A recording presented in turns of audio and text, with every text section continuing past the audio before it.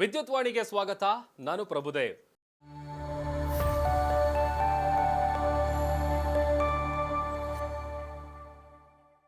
Smart meter ಟೆಂಡರ್ನಲ್ಲಿ ಗೋಲ್ಮಾಲ್ ಆಗಿದೆ ಅಂತ ರಾಜ್ಯ ಬಿಜೆಪಿ ನಾಯಕರು ಲೋಕಾಯುಕ್ತಕ್ಕೆ ದೂರು ನೀಡಿದ್ದಾರೆ.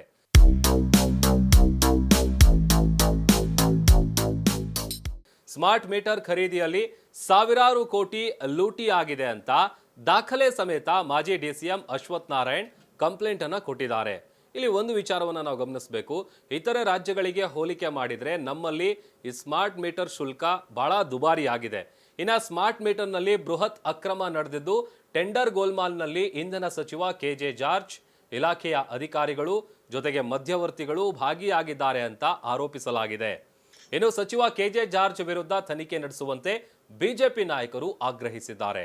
ಬಳಿಕ ಅಶ್ವಥ್ ನಾರಾಯಣ್ ಮಾತನಾಡಿ, ಸ್ಮಾರ್ಟ್ ಮೀಟರ್ ಅಳವಡಿಕೆಗೆ ರಾಜಶ್ರೀ ಕಂಪನಿಗೆ ಟೆಂಡರ್ ಅನ್ನು ಕೊಡಲಾಗಿತ್ತು. ರಾಜಶ್ರೀ ಕಂಪನಿ ಬೇನಾಮಿ ಕಂಪನಿ, ಬ್ಲಾಕ್ ಲಿಸ್ಟ್ ಕಂಪನಿಯ ಜೊತೆ ಒಡಂಬಡಿಕೆ ಮಾಡಿಕೊಂಡಿದ್ದಾರೆ. ಸದನದ ಒಳಗೂ ಜಾರ್ಜ್ ಅಧಿಕಾರವನ್ನ ದುರ್ಬಳಕೆ ಮಾಡಿಕೊಂಡಿದ್ದಾರೆ.